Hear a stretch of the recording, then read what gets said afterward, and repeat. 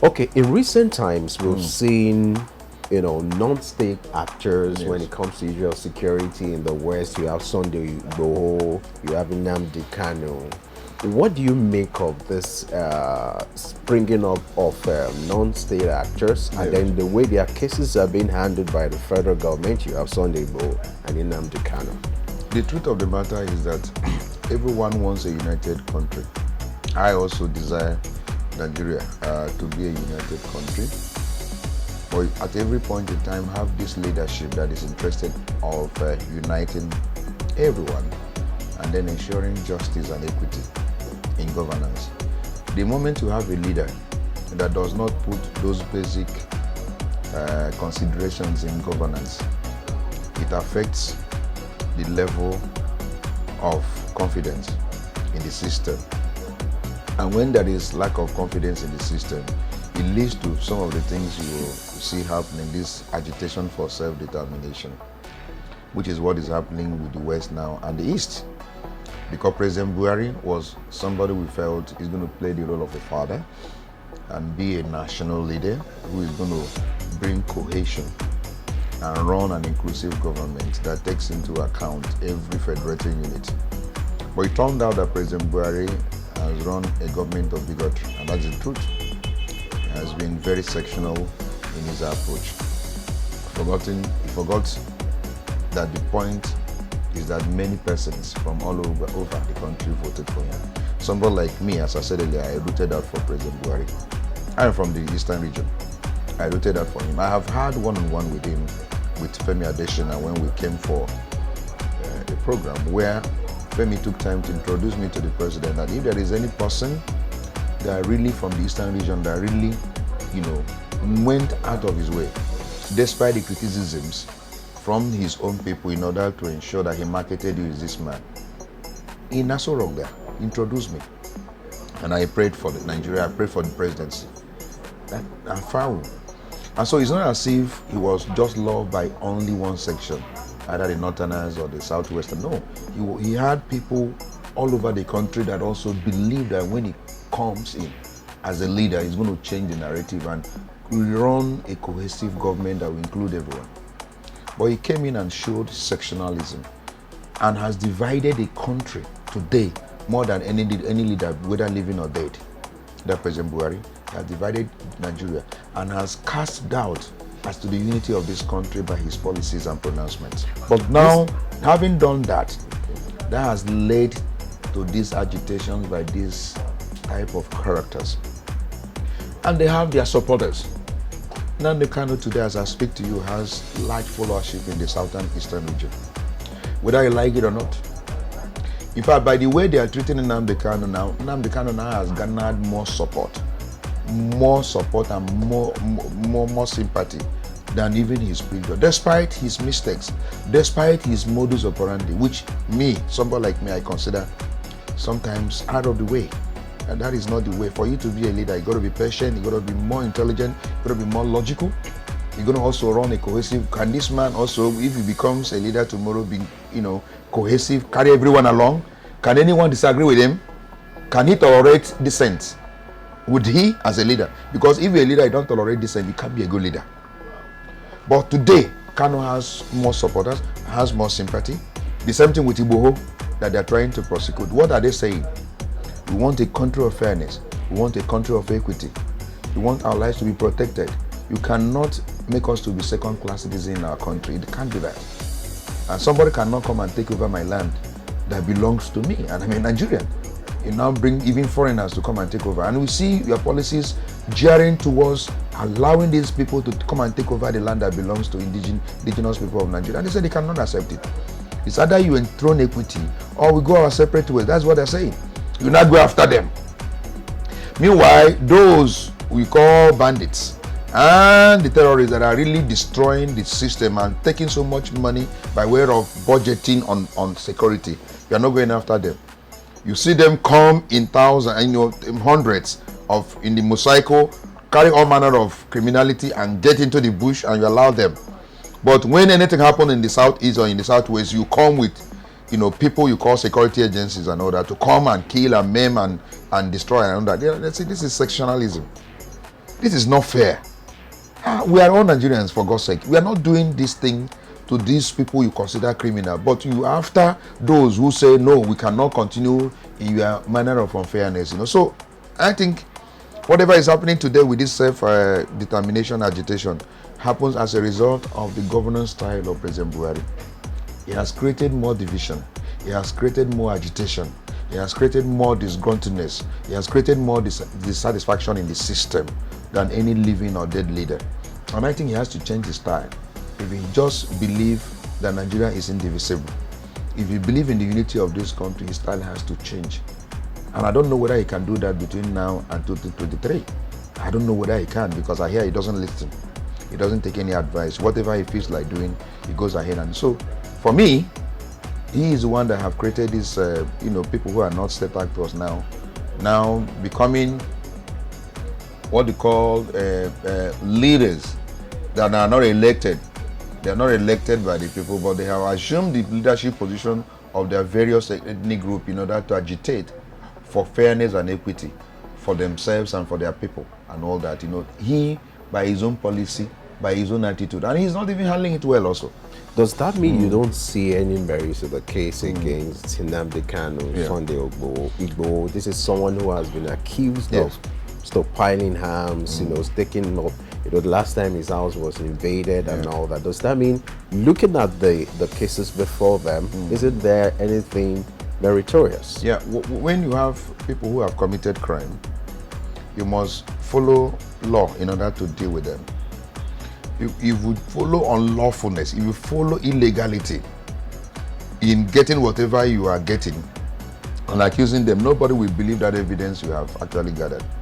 Like issue of stockpiling arms. I don't know how many arms, according to them, they found in his house. But the point is that if those arms are allegedly there and found there, how did you enter and got those arms?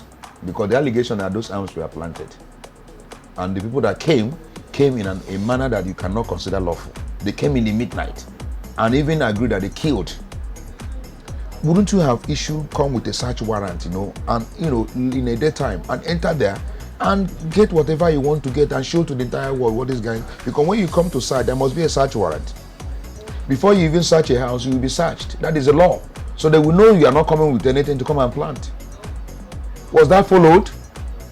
Could it be true that he was one that stockpiled all those arms and ammunition? It may be true that those arms and ammunition were found there. But because of the fact that you came in such a manner now that shows illegality, everyone is doubting that there was no such. And the man may likely deny it. There was nothing wrong coming in daytime and show to the entire world that this man is a criminal and he wants to overthrow the government of the Federal Republic of Nigeria. He would have done it lawfully.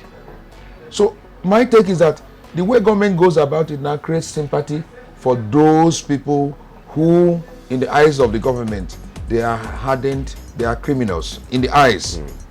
But those guys are not seen as criminals by the people, their followers.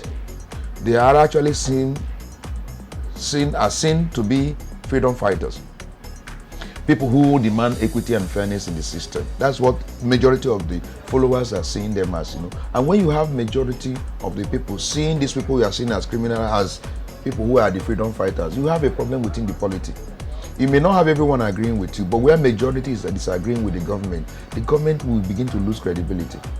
If today you ask majority of Nigerians about the governance of President Buhari, majority who are fair, who are not, people who are benefiting from the system will tell you that the government has messed up in every aspect of our national life. So I think that is the manner of approach that makes government to lose credibility and now attract sympathy to these people who, in the eyes of the government, are seen to be criminals. So I think that they have to change their modus. They need to change their mode. They need to change the processes and then try as much as possible to respect the rule of law, because we are in democracy. We are not under the military regime. If you're under democracy, you have to operate within the purview of the Constitution. The moment you go outside it, then all your action will be termed unconstitutional and illegal, which is where I am headed to as a lawyer. I'm a lawyer first and foremost, and I look at issues from the legal point of view. I also look at it from the moral point of view. I also look at it as a patriot. I want a country that is peaceful. Nobody craves for war. We have gone through first war, Biafran war. We don't want any second war. But we don't want any government by their policies that will enthrone, agitation and crisis that will now lead us to war. We don't also want citizens who will not respect the law, who will not respect government, and then create crisis and then now take us to war. We need peace, because you can only develop the country in an atmosphere of peace. So for the citizens, they must obey the law. For the government themselves, they must also respect the rule of law.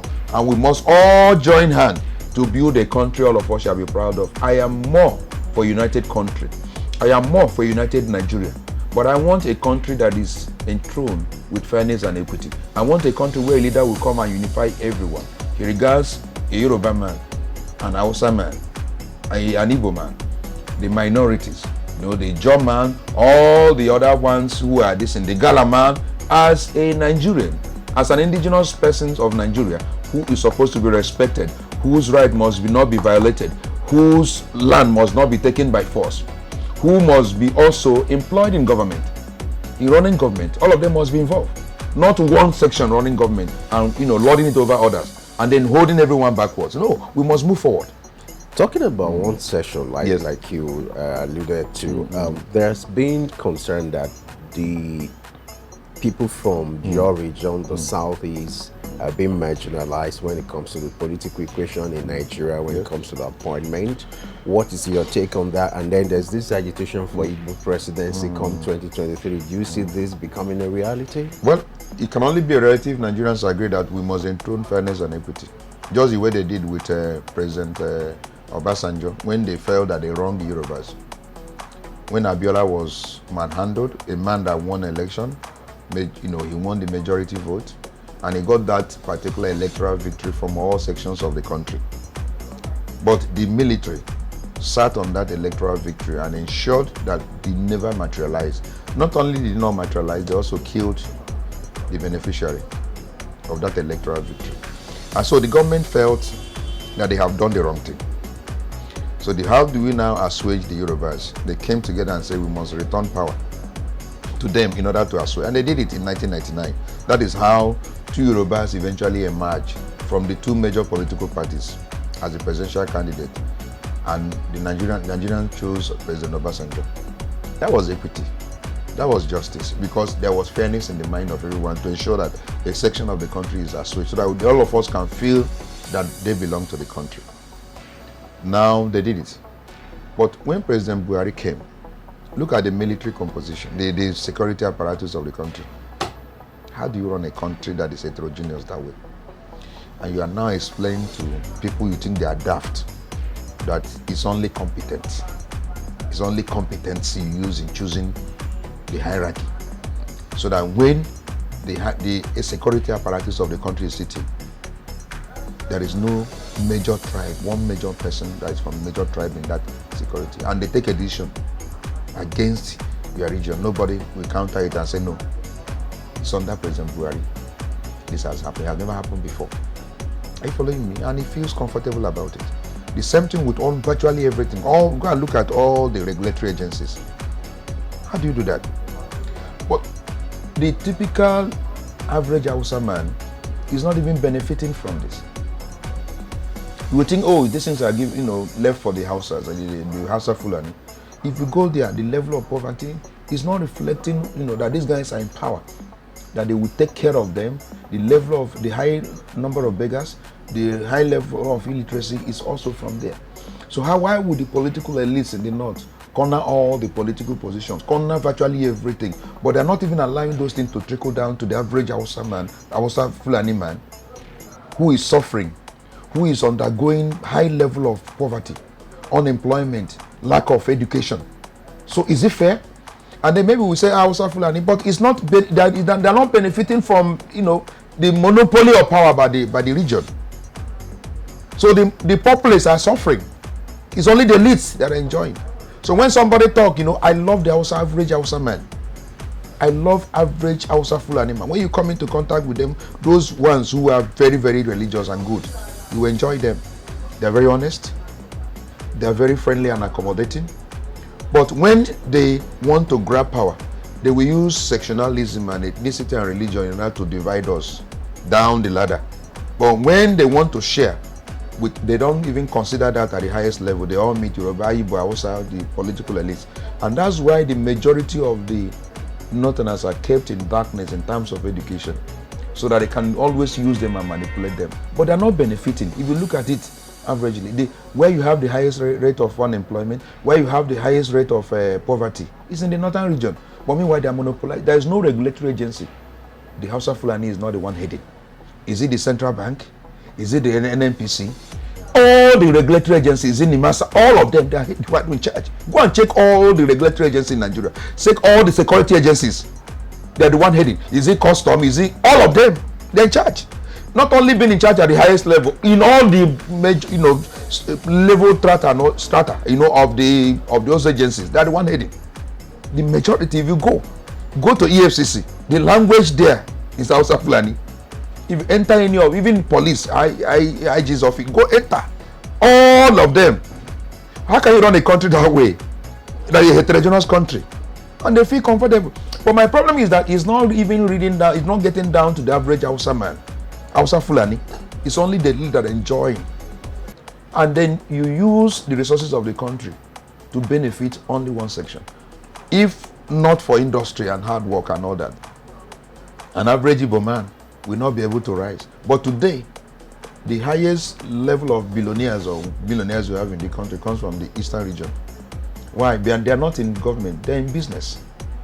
The business itself is not made conducive. They have to suffer. When they are importing cars and all, they keep on changing the rules of the game.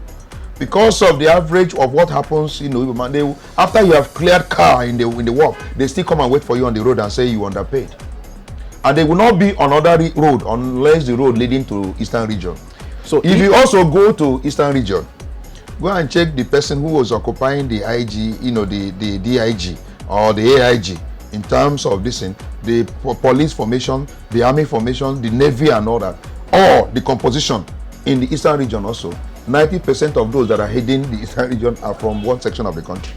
So you find out that we are not feeling comfortable with such an arrangement and as a country. So it leads to all this agitation and crisis and unhappiness in the system, where the political elites, not the average Hausa Fulani, the political elites are the one controlling and then lording it over others and telling you that they own the country more than you, and you won't feel happy staying together in such a country where you are a second-class citizen. Nobody will want it, sir. Talking about this alleged marginalization, if the Igbo people feel marginalized, what do you think the governors should do? Shouldn't the governors take up this responsibility? At least governors should start from the local level rather than accusing the federal government. I agree with you. Igbos have also not been too lucky.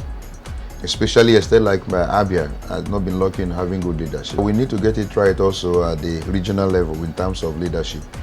Igbos generally has not been too lucky in having the kind of leadership that actually can change the narrative in the Eastern region. Eastern region, after the Civil War, there was devastation. We are yet to recover from that war. And leadership is key. A state like Abia, from 1999 to date, not much has changed. If you go to Abia, it looks like a rural setting. Aba, that is the center of economic activity, nothing is going on in terms of basic infrastructure that can even make the place attractive. The roads are in bad shape. So leadership is also key at the local level. The leaders are not. Apart from maybe Ebonyi State and even Enugu and Anambra, the other states are not really in the eastern region, are not showing good examples. So we must also hold the people at the local level, the people at the state level, very, very accountable and responsible. Are you following me? The people, Igbos, must look towards that direction because they also get allocation from the federal source. So what have they used those allocations to do in terms of developing the basic infrastructure? The roads in the east are so bad. My own road, there is a road, Ikote Bene Umahia Road, that passes through my local government, Ikwano. That road has been awarded by the federal government 2 years ago, and they spent, according to them, budgeted, 12.something billion. As I speak to you now, that road is like abandoned. Nothing is going on that road. The contractor has stopped work. I don't know what has happened. So it's been like that every they will be awarding contract but never executed. The money goes into private pocket. There are so many other roles also in the Eastern region like that. So I think that the governors themselves must show good example of leadership that will actually give the people confidence that even when they're agitating for presidency, it's okay, we have this person as example. As I speak to you now, which of the governors are we going to even present for in terms of presidency, for the country, if at all the Igbos now have been given that opportunity. So leadership at that level is also very important in recruiting them to national. But I also think that the issue of justice has to be addressed. If Nigeria really have fairness and equity in their mind and want this country to be really one, I think the 2023, that opportunity must be given to the Igbos to present a presidential material for the country the way they did with the Yorubas in 1999. That is the only way to assuage the Igbo man. But it's not as if the country will be better with the Igbo presidency if we do not address the structural thing of the country. Nigeria structurally is defective because you cannot actually govern Nigeria very well with the present structure as it is. It is very defective. We need to decentralize Nigeria and allow the federating units to have most of the thing that is concentrated at the federal level so that we can begin to have competition the way we had it between 1960 and 1963 or from 63 to 66 when we had a different kind of constitution that allowed proper operation of federalism. If we do that, Nigeria will begin to run or even fly, not the way we are allowing the center to hold down progress. Nigeria wants to move, but there are many things holding it. The over-bureaucratic structure, the over-centralization structure of the country is lowering the speed, is lowering the speed of the country. There is no competition. You have to wait for others to catch up. No country runs that way. Go to Singapore, go to other nations and all that. They all move. But something is actually slowing down the progress of the country. And we need to remove those things that is slowing down the progress of the country. And that means the structure. The structure is defective. So getting Igbo presidency may not solve all the problem. But one thing it will address issue of fairness and justice. That everyone is part of the system. We have had the minority now through President Jonathan, at least occupied there for 4 or 5 years. Fine. The Yorubas were there, from 1999 I'm talking about now, for 8 years. The Hausas have been there now for how many years? God knows, from Yaradua, and then President Buhari now. They've been there. But the Igbo man has not occupied that position. So it is important we address that if we have fairness and justice in our mind. But as long as people do not want to have fairness and justice in their mind, they will tell you that Igbos are non-starter, they will not give them that opportunity. And they give you several reasons why they will not give it to them. But Nigeria may continue the way it is if we don't enthrone justice and equity in our system. Interesting. Let me get back to you now. If you weren't a lawyer, what would you have been? I would have been a mechanic. Oh, really? No, I'm talking about my father wanted me to be one. Until God now altered that. My father had wanted me to be a mechanic.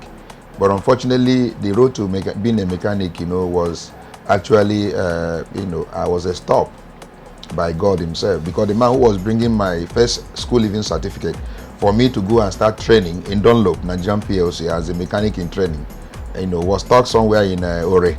He was not able to get to Lagos on Sunday so that I can have the certificate with which to go and resume the training on Monday. So that's how I miss being a mechanic. So my father would have wanted me to be a mechanic. Now, if I wasn't a lawyer, I would have been an accountant because I love accounting. I did accounting in secondary school and I was good at accounting, credit and debit, trial balance sheet. I was very good in accounting. So, but then, as I said earlier, I also minded that I was admitted to study political science. I would have been a very good political scientist. So, should we expect very soon you go into politics? If I am given that opportunity, because I'm playing politics already in NBA. I contested and won chairmanship of Nigerian Bar Association in NBA Keja. And for 2 years I was in power. And go and read my records, what I did within that time. I was also the main president of my church, Local Assemblies of God Church. I was there for 8 solid years as main president. And things happened within my church setting, as when I was the president of the men, before I was elected into the board, into the church board. I have been, been there. So for 2 years I was there, things changed. Now God has given me opportunity also as the chairman of SPIDEL. Within the 2 years I'm going to be here as the chairman of SPIDEL, there's going to be a change already. There are many cases we're handling. The public interest. We just finished a successful conference in Ibadan where it was the talk of the town. Many important personalities came to deliver, lectures on the issue of the importance of public interest in governance. 4 governors were there in that particular conference. Many important political profile, high profile, individuals were there in order to deliver lecture, and we have, compiled and issued a communique, which is also published. So I've taken, over the mantle of leadership. Within these 2 years, it's going to be a change. We will not allow violation of rights. We will hold government accountable. MBA will become a voice for the voiceless. MBA will not allow any undue violation of people's rights, undue non-observance of rule of law, disobedience to court order. We will address those issues under SPIDEL and ensure that we have a country we shall be proud of. So under MBA, I've been playing my own little politics and showing that we can get this country also running and getting it right and have men of honor and integrity to run Nigeria. That's what I always advocate. Now, for the national politics, if I'm given the opportunity, because most importantly is if we don't have money in this country, you see the kind of money they are putting into the electoral amendment that is going on in the billions. You have not seen millions, you are talking about billions in order to go and Nigerians will be looking out for you to give them money before they can vote for you. This is wrong. We are saying that they should look at antecedent. We are saying they should look at character. We are saying they should look at issue of what performance of that individual and the patriotism in that individual, and then elect credible people to change the narrative of this country. As long as we keep on having money bags, guys whose character, whose antecedent is clearly clouded and questionable to run the affairs of Nigeria, we may not get out of the present system in which we are in. So the Nigerian mentality to the electorate, they need to change their mindset of getting the right kind of leadership that they need to recruit to run Nigeria. That is my take. I can and I will be willing to serve my country in any capacity. But I'm hoping that can be done under a government that is honest, and serving in a capacity where you can influence decision as well. I don't want all this issue of commissioner and and then you cannot change anything. The governor determines everything, and whatever he says is final, because here governors are like gods, think gods. They are one controlling the purse, and you cannot question them, you cannot interrogate them, you cannot tell them this is wrong. So I want to be in a capacity where I can influence decision. That is the kind of leadership that I want. Maybe in the house, so when you are there, you'll be able to actually legislate on laws that can change the narratives of the poor. That is the kind of thing I want to do for this country. When that opportunity comes and God gives it to me, I will take it with 2 hands, and be able to show example of what leadership is all about. Very interesting. On the final note now, how do you unwind? You're not in court, you're not in the office. Where will you be? Where will I be? Do I even have time for myself like most time? Except on Saturday when I do exercise, a bit of exercise. That I would have been fatter than this if not that I do. I have a trainer who comes, but because of my tight schedule, it's not too regular. But sometimes 2 times in a week, he comes to take me on exercise. And then sometimes I read. I like reading. I like getting information. So one of the ways I unwind is reading. I don't have friends, so that we can say maybe on weekends we hang out. I don't hang out. I only go to see my clients most times. So I may not be said to be a man that is too socially minded and socially inclined, but I also have clients that I sometimes stay with, but it's on rare occasion because there's no time for me to do most of the things. Sometimes even if you call me by 1 o'clock, I'm still reading or something, sometime on internet. I know that if you check my phone or whatever, you see that I'm always alive, on those social media, trying to gather information. So then I have time for my family. That weekend I don't go out. I stay with them. I know that my children, I have a lawyer now as a son. Oh, he's interesting. Here. Yeah, I have a son who's a lawyer. I have an engineer who is doing youth service now. Okay, I have a daughter now who is also in the university, who is reading mass comm and all that. So, and then I have the smallest boy who is in secondary school. So we have, you know, a large family, family of 6, 4 kids, and then wife and husband. Then have other relations and all that. So I have time for them during weekends and all that. So I read, I do exercise, if I have the time, and then I travel a lot. Oh, great. So I don't know whether this has fallen into what you may consider time of unwinding, you know. I don't know whether that can be, you know, fitting, you know, but you guys, journalists, you have time to always unwind, you know, time, you know, to stay with friends and all that, you know. So that is my itinerary. That has been my lifestyle, sir.